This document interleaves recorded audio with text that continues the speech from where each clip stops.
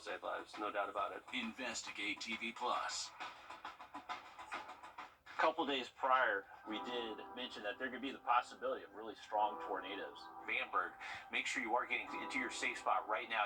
Thanks, Riley. I thank Riley so much. He saved our lives. This is why we put out those first alerts.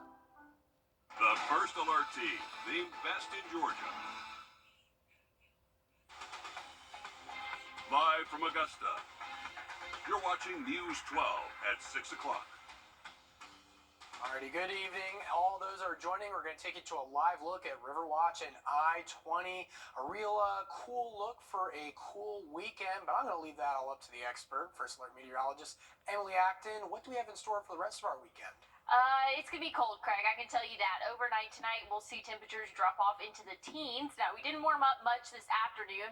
Only saw a high right around 40 for those lucky spots. Other places did not get out of those upper 30s. So, very cold afternoon for our Saturday. We're going to do it again tomorrow. Thankfully, though, we do have plenty of sunshine out. The sun hasn't completely set yet, so still seeing some great sky conditions out there. That's going to continue into the overnight hours, but temperatures will drop pretty quickly overnight tonight. Like I said, we're expecting to see lows in the teens. I'm predicting as low as 17 in some spots locally. So very cold start to your Sunday. Good news is, like I said, Craig, that sun's going to stick around. So that'll help us warm up to right around 40 again tomorrow afternoon. But we have a big warm up coming this week, and I'll let you know about it coming up soon. Alrighty, thanks for the heads up, Emily, going into tonight.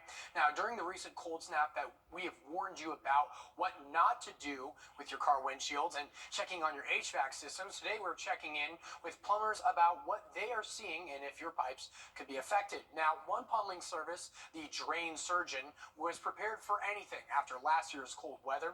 They had numerous calls and people needing their assistance. This year, however, they brought extra supplies and had more people on standby, but weren't nearly as busy as they expected. With more cold weather coming in tonight, they are ready in case anyone needs their assistance, but recommend to still have your faucets dripping with water and being cautious up until we get warmer weather coming in next week. Leave faucets dripping. Much as we like making money, we don't want people's homes flooded or people to be inconvenienced with, Nobody ever wakes up in the morning and says, I'm going to call a plumber. Not once. I'm pretty sure I don't think anybody's ever said that. You call when you can't flush your toilets, you don't have water, you don't have any hot water, etc. That's the nature of our game, so that's why we're here. And we'll have more on that tonight from our Audrey Dickherber with the full story on News 12 at 11. Now, Unite in the Fight Against Cancer hosted an indoor yard sale this morning at the Knox Foundation Community Center. All the proceeds are going to the 2024 United in the Fight Against Cancer Patient Fund with the Georgia Cancer Center. Communication specialist with the Georgia Cancer Center spoke about how important every donation is in their cause. And the great thing about Unite in the Fight is it funds a lot of programs that otherwise don't get any funding. So one of the big ones that we have is Sherry Brooks over at the Image Boutique. She gets grant funding from Unite in the Fight to provide wigs and breast prosthetics for patients who otherwise just wouldn't get it because of their insurance. We do get money for art supplies, so the kids at the radiation clinic can decorate art house. Morris says everything at the yard sale was donated by people from the local community.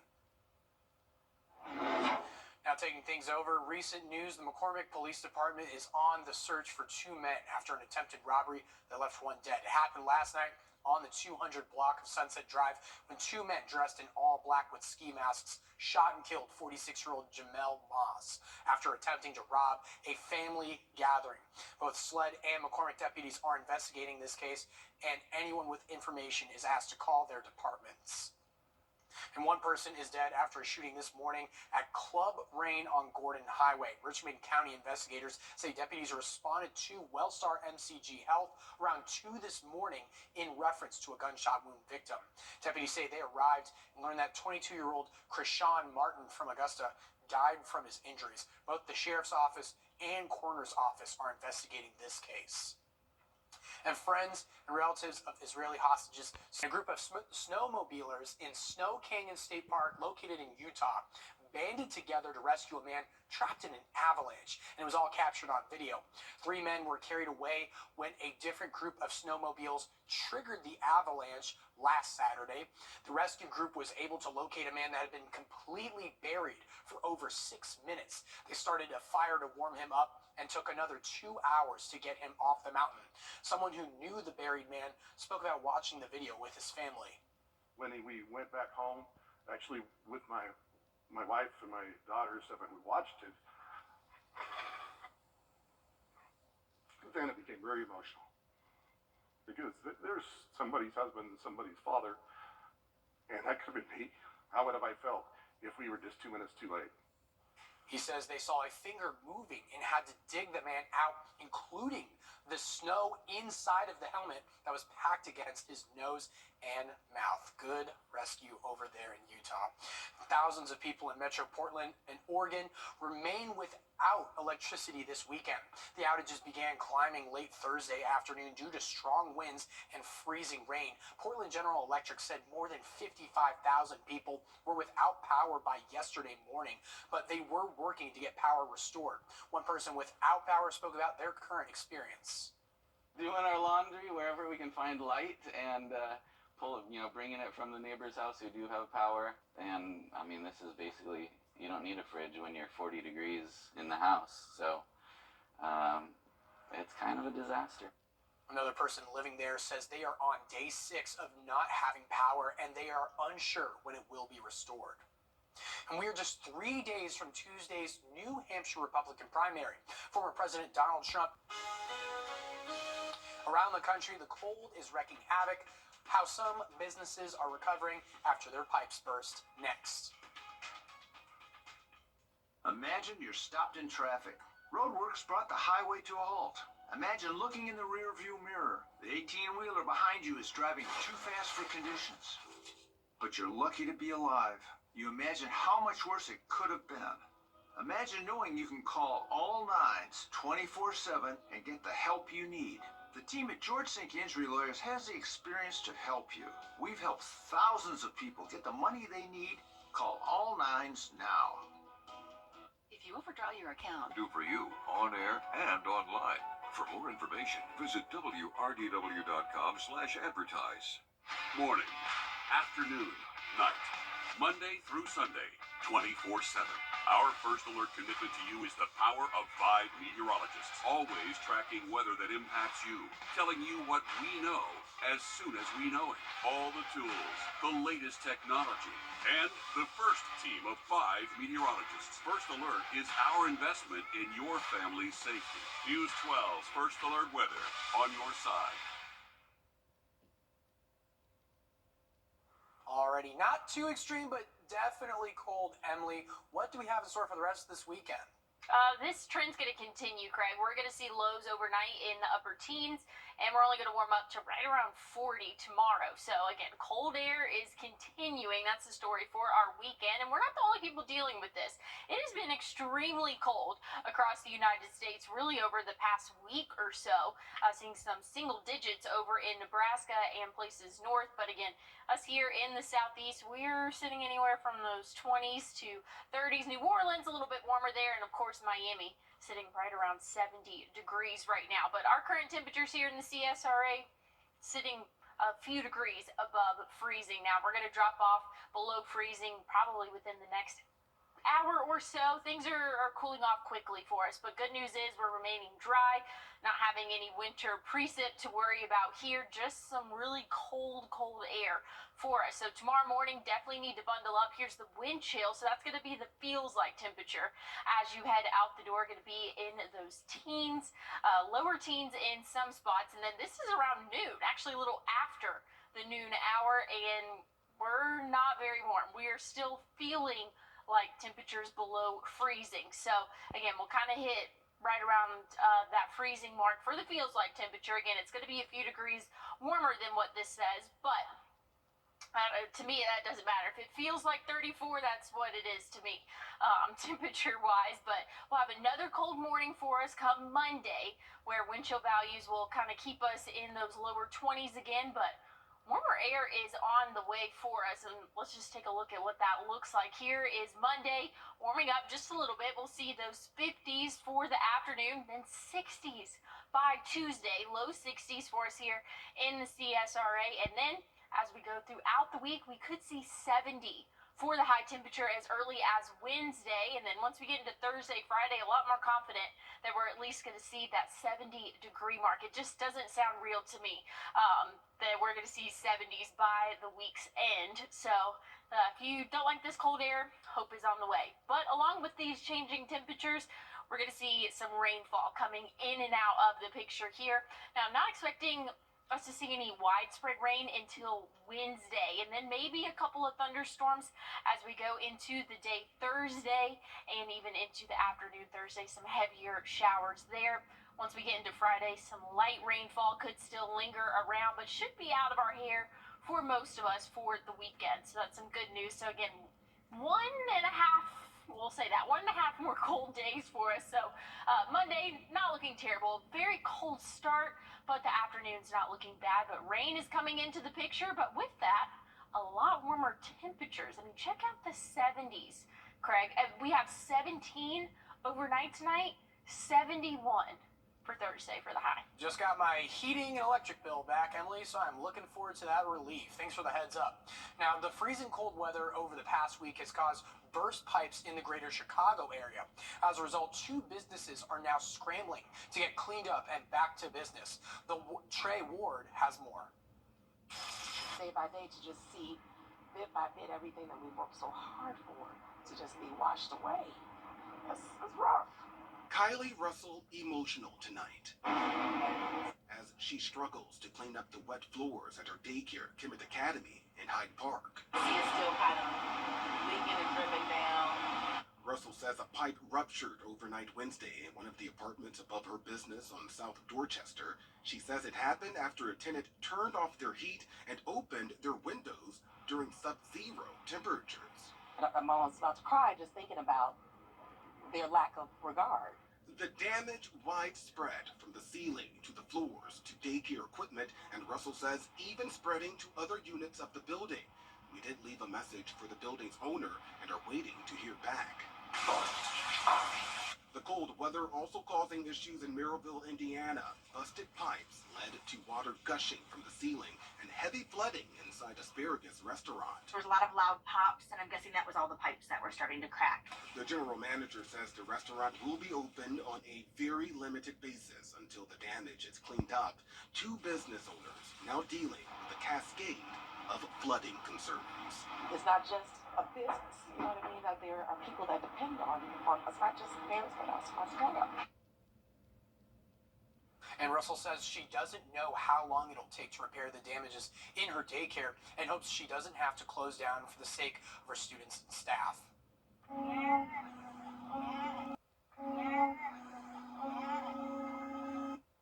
That's just some sound from thousands that took part in a Maui Unity Walk and gathering in Lahaina, Hawaii today. Organizers hoped it would help heal Lahaina nearly 6 months after massive wildfires swept through, killing at least 100 people. Officials say more than 2,000 buildings were destroyed and left thousands in need of long-term housing. Coming up here nearby, a zoo in Florida has a new method for removing tumors from sea turtles. Going on in the southeast, what they are doing next. It's a new year and online at myroofsavers.com. For almost 100 years, the American Heart Association has been in the fight against our #1 killer, heart disease. And you can join the fight. Join News 1226 for the CSRA Heart Ball, February 9th at the Augusta Marriott. We are back in the ballroom. Help us save lives as we continue to research to make heart disease a thing of the past. Join us as we head into our 2nd century and help be a force to build longer, healthier lives in CSRA. Reserve your seats today. Do it right now. CSRAHeartball.heart.org. First Alert Radar, powered by Jim Hudson Automotive Group.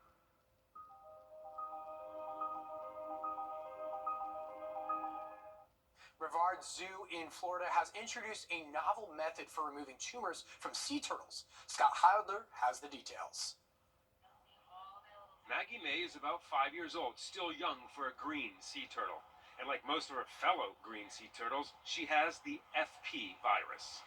Now for her, the virus has prompted the growth of tumors. They're not cancerous. For many turtles, the virus stays dormant.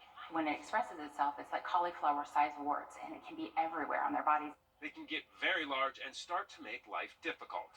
It can slow down if they're on their flippers. They can have large tumors on flippers, rear flippers as well. It can slow down their ability to maybe avoid predation or a boat strike. The zoo now has a new tool to help remove these tumors. It's a novel approach. Only a few facilities are doing this. It's called electrochemotherapy. The medical device purchased through the Sea Turtle License Plate Grant Program. It's much more effective and a safer way to remove the tumors than cutting them off in surgery, especially the larger ones in delicate areas on the turtle.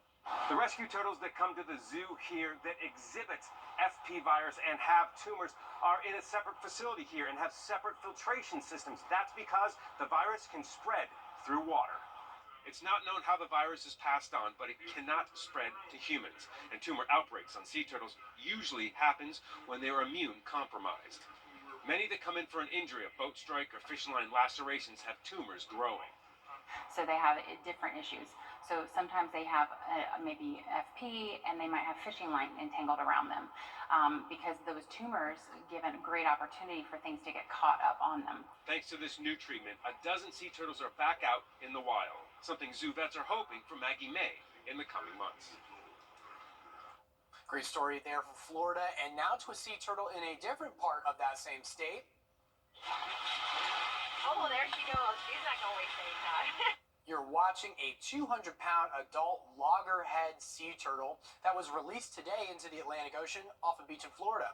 Sea turtle was named Ida after their rescuer. She was discovered by boats off of the Florida Keys, caught in a lobster trap line. She was freed by the U.S. Coast Guard and recovered quickly. Makes you feel really good to do a good thing like that, to rescue a turtle, and I mean, she weighed, what, 200 pounds? So, yeah, she's a big girl. The Turtle Hospital, where Ida recovered, opened 38 years ago in Marathon, Florida, and was the world's first state-licensed veterinary sea turtle hospital.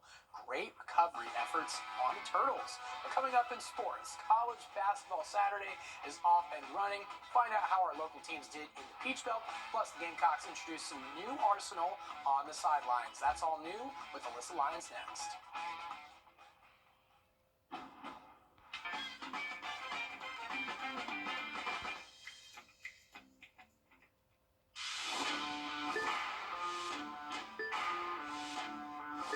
Trust meteorologist Emily Acton for your first alert. On your sideline, sports brought to you by the Hawk Law Group. All right, USC 8K basketball has won 12 of their last 13 games. They rank in the top 25 of the latest Division II poll, and they sit third in the Peach Belt. A perfect recipe for this time of year, just as long as they can keep things cooking against Columbus State. History hasn't been kind to the Pacers against Columbus State. They lost 4 of the last 5 against the Cougars. They won last year's version. The Pacers started off fast, outscoring Columbus 10-2 in the first 2 minutes, which is on track for this team. Vanderslice's squad is averaging 84 points per game, keeping visiting teams to 72. Columbus was pulled within 4 at the half, and even closer in the second with under 4 to go to make it a 1-point game. It didn't really move until the end. Aiken stays just ahead of the curve. 64-63 is your final there. Here's a current look at some of our scores. Big games tonight. Augusta is visiting Flagler College. Tip-off just started for Georgia and number 8 Kentucky. Georgia Tech, who's visiting Virginia, just started off too.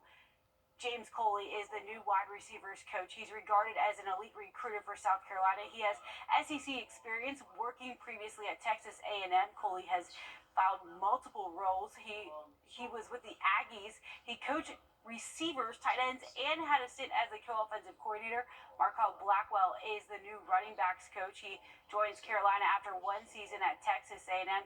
He's also coached at Ole Miss, and like Coley has experience as a co-offensive coordinator. Beamer likes hiring former coordinators. when you're on those headphones during games and Dow's asking if anybody has suggestions or any ideas and it's crickets, that's not a good feeling. I'm not saying that was the case last season at all. What I'm saying is I don't think you can ever have too many guys that have sat in that chair that Dow's sat in, kind of the way that I feel about Pete Limbo and guys here that, have been head coaches as well.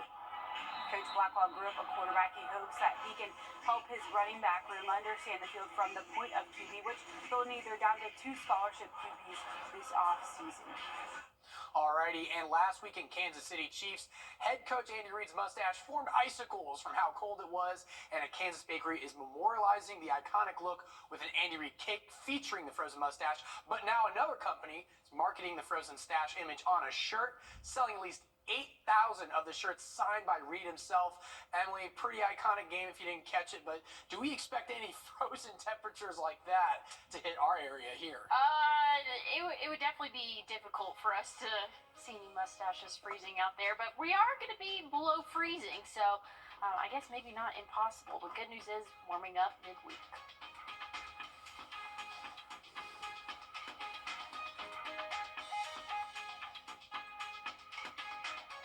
See everything.